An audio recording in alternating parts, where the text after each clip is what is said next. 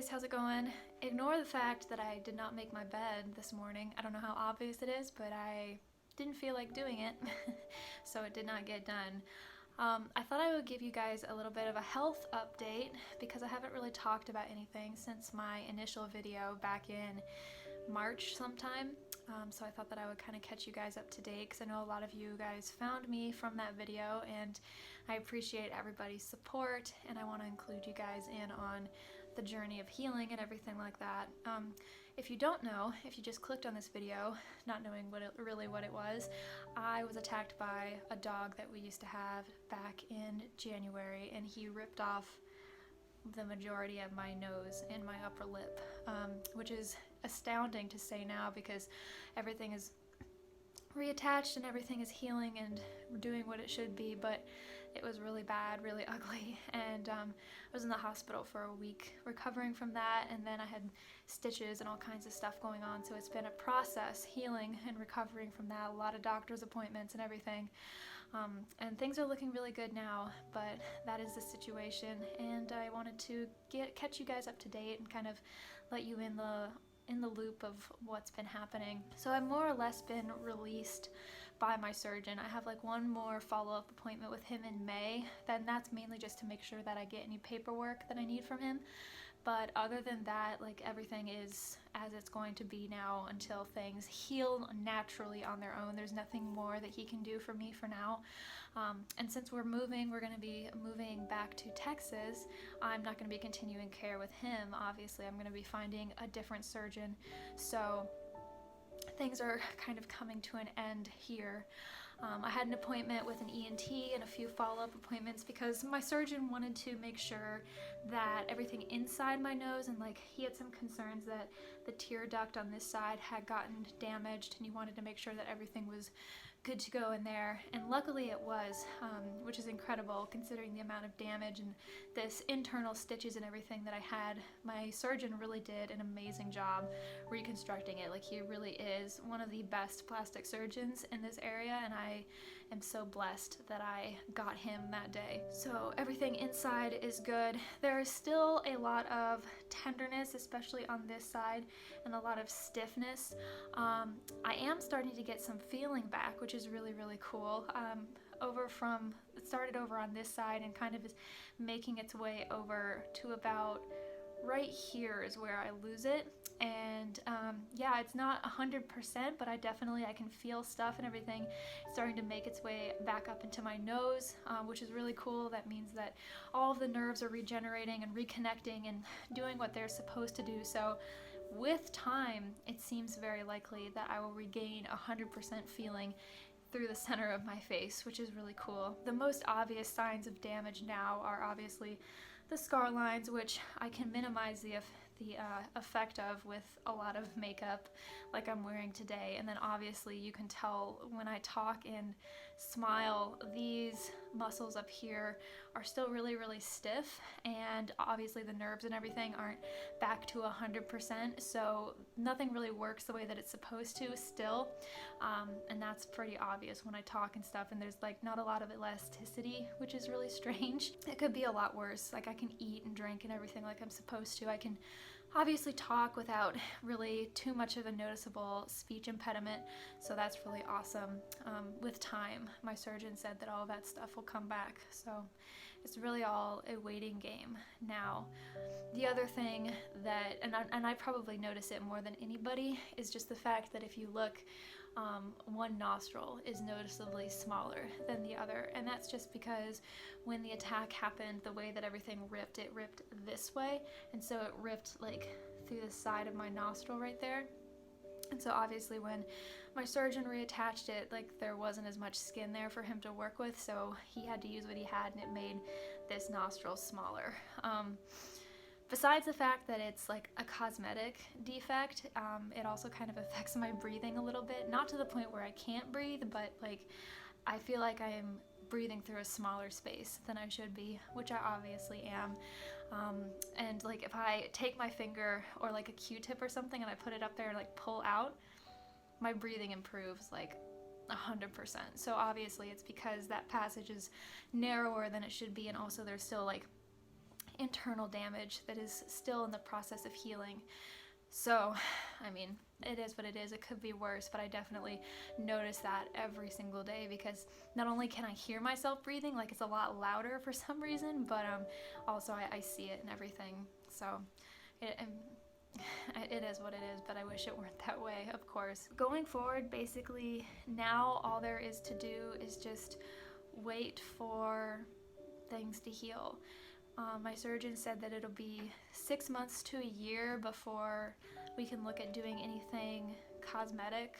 And I don't know if I mentioned that in my initial video or not, but 6 months to a year is about what we're looking at for things to get to a point where we can work with them again. But luckily there's a lot that we can do. There's all different kinds of techniques and stuff that you can undergo to reduce the image of scarring and that kind of thing, and then also obviously surgeries to improve the appearance of the cartilage and all that kind of thing, improve my ability to breathe. And that is definitely something that I'm going to be pursuing later on down the road when the time comes and I am able to, because obviously it's a quality of life thing. And I want to be able to do that and give myself that. So that'll be interesting. I'm looking forward to things getting to that point. Mainly every single day, I have just been trying to treat this and be as attentive to it as I possibly can. So that means treating it with, I have this like Mederma quick dry oil that I will put on there, and then I have this Ceragel silicone cream gel stuff that I put on there. It's super sticky, and usually if I'm not wearing makeup, I'll have that on there during the day, and then at night I have these Scar Away sheets that are like maybe that big, and I'll stretch that over the bridge of my nose. And I do feel like it's been helping, but it's such a slow, gradual healing process that sometimes I feel like I'm making improvements, but the majority of the time I feel like nothing's happening at all, and that can be a little bit discouraging. But I'm just thankful that the healing is happening, even if it's not super noticeable. It is happening. So, you know, I feel like I've never paid this much attention to my face before. Like, if I thought my skincare routine was complicated before, it has nothing on the way that it is now. And I mean, that's just the way that it has to be. And it's not even so much that I'm using all of these like super complicated products or anything like that, or there's all these steps, but it's just a daily, multiple times a day thing that I am caring for and paying attention to and noticing and everything else. And of course, because I am so sensitive to it, I feel like everybody else is super sensitive to it, even though in reality they probably don't even notice anything different about me. Mainly now everything is just a waiting game. I am just waiting. I'm waiting for things to heal. I am waiting for things to fade. I am waiting to get to a point where I can do more to help everything along. I am just waiting, and that means being patient, which is difficult and not always something that I am the best at, and it means being okay with the fact that things are not 100% okay right now, which is interesting. This whole thing has been very interesting. That's kind of the physical aspect of everything. Things are moving along, things are happening. Once I get to a point where I can continue treatments and start doing things, I'm definitely going to be including that on this channel, because I know that there are other people out there who have had something like this happen to them, and you know, you are just awash with questions after something like this, especially when it gets down to the nitty-gritty of healing. You want to know what you can do and how it's going to be and everything like that. So if I can create a document of this journey, maybe it'll help other people who this is inevitably, unfortunately, going to happen to in the future. Mentally, I'm doing really well. I have a great support system. Obviously, I have Stuart and I have my family and everything. I've had a lot of understanding from the people at work and everything. People have been really kind and really supportive, so that's been absolutely wonderful. I have been continuing with therapy and everything, which has been great. Obviously, I have already waxed eloquent on how I feel about that in the past, but that's been really beneficial to me.